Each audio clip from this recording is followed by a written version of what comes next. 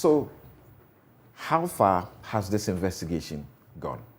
Exactly what it says in the second publication.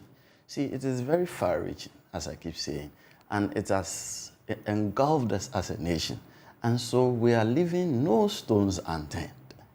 Our gloves are off, and we are coming against everyone and every person who we think should be dragged in before us.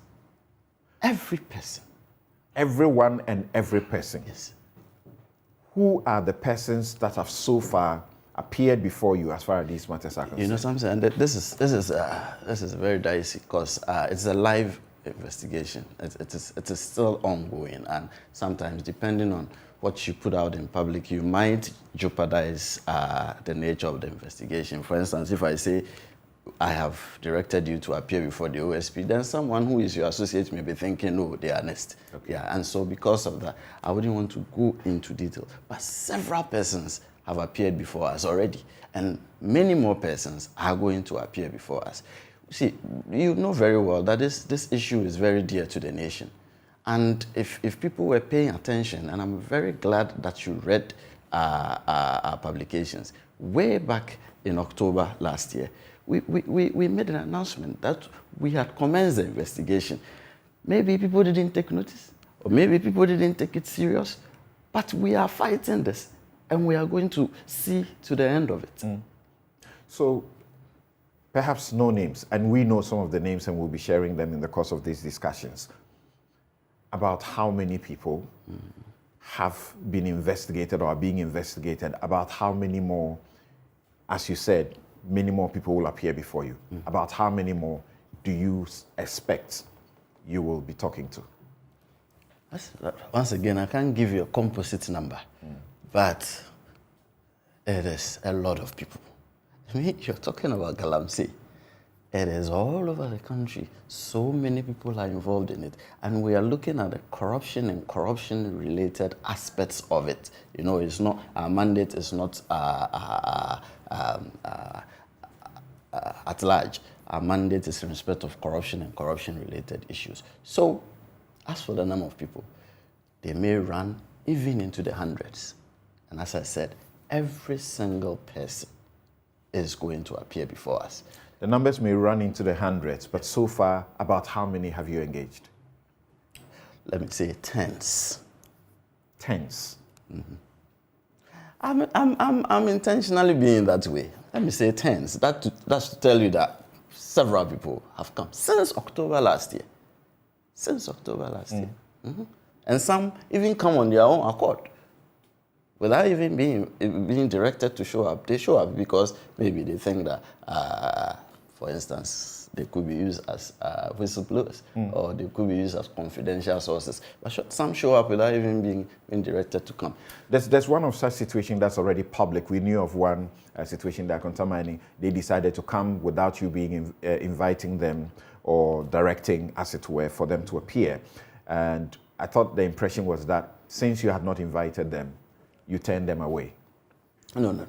No one is turned away. I mean, you see, it will be responsible to turn someone away. You may never know the information that the person has. And at the end of the day, you would have to then analyze things and weigh things and examine things as to the veracity of it and the probative value of it and all that. And then what to use the information for, and how to treat the person who is bringing the information. So it's a whole gamut of investigations, and you don't have to cover things. Can you explain to my viewers and listeners what you mean by you are only investigating an aspect and not the entire gamut of it? You are only investigating corruption and corruption-related offenses.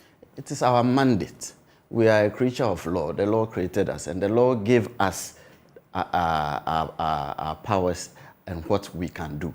The law says our mandate is in respect of corruption and corruption-related activities and offenses. And so, for instance, I cannot come after you if it is stealing. I cannot come after you if it is murder.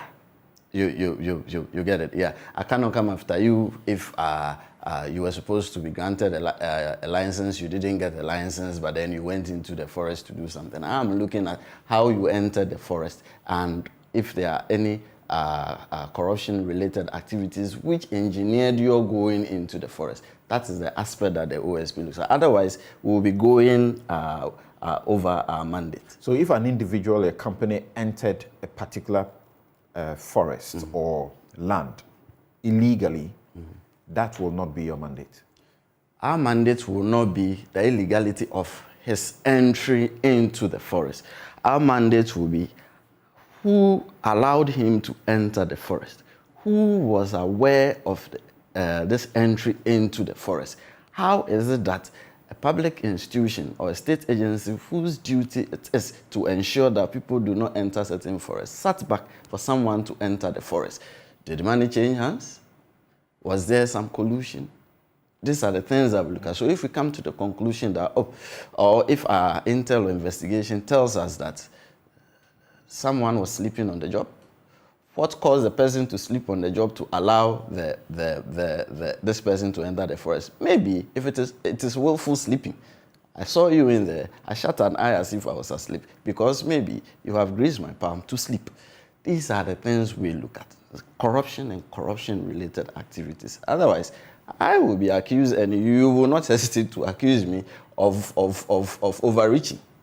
Yeah, so we stick to our mandate within the law. Right. You mentioned specific issues of the activities and expenditure of the dissolved Interministerial Committee on Illegal Mining, especially in respect of seizure and management of excavators. We heard about some 500 excavators had been seized and somehow they went missing. Many Ghanaians have been really shocked at how such a miracle happens. Machinery, road vehicles, gold nuggets, and officials of the Ministry of Lands and Natural Resources, Forestry, and other public officials. Break down the extent of this to us. Let's understand when you say excavators and their management, their seizure, vehicles, gold nuggets, what does that mean? You see, there's a history to this. We all know, once again, how this Galamsey issue has been such a menace and such a pain to us, and we want it resolved. And we all know that at some point, the sitting president set up a committee to deal with this thing, which was called the Interministerial Committee Against Illegal Mining. Now, we all also know that at some point, due to the problems associated with it, it was disbanded, it was dissolved. That's right. So the problems were still live and all over the place.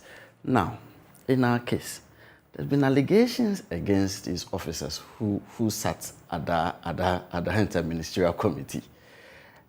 The head of the committee, the secretary to the committee, and other officers. And then the dealings of the committee were interfacing with those who were accused of being in the business of, or the adventure of illegal mining. And so this is the point we are coming from. Now, if the accusations against you that you seized excavators and you are unable to account for it, I won't sleep over it. I'll come after you. Now, if there are allegations against you that you seized gold nuggets belonging to someone and as a public officer you pocketed it, I won't sleep over it. I'm coming after you. The allegations that you mismanaged the resources of the committee, I won't sleep over it. I'll come after you. At the end of the day, if I weigh the evidence against you and I come to the conclusion that there's nothing to it, then I let go. But in the middle of the investigation, in the course of the investigation, I treat everyone the same. Mind you, at the Office of the Special Prosecutor, we do not consecrate saints. And let me make this very clear. No one is a saint to us. No one is an angel as far as we are concerned. When we start investigating a case, we're looking at everybody and everywhere. Now, you personally, as a member of the public, you may have your favorites. You may have those you think are so good and so consecrated saints that they become almost untouchable as far as you are concerned. I wish I were you to also have the luxury to consecrate someone or some persons as saints, in respect of which nothing should be done to them. But where I sit, I do not have that luxury to treat people as saints. And when saints are being consecrated, I don't get the memo. I am the conscience of the nation. I am the spirit of the nation. And the office is the conscience of the nation. The office is the spirit of the nation.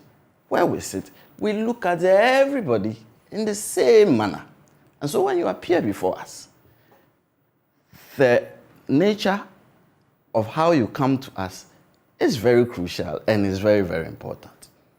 And so I'm saying, if you are my confidential source, if you are my whistleblower, there's a way I will contact you. There's a way I will invite you. There's a way I'll talk to you, because I need information from you. But if you're appearing before me as a suspect, there is also a way. I do not invite you. I direct you to show up, because it is a criminal investigation. You are directed to show up.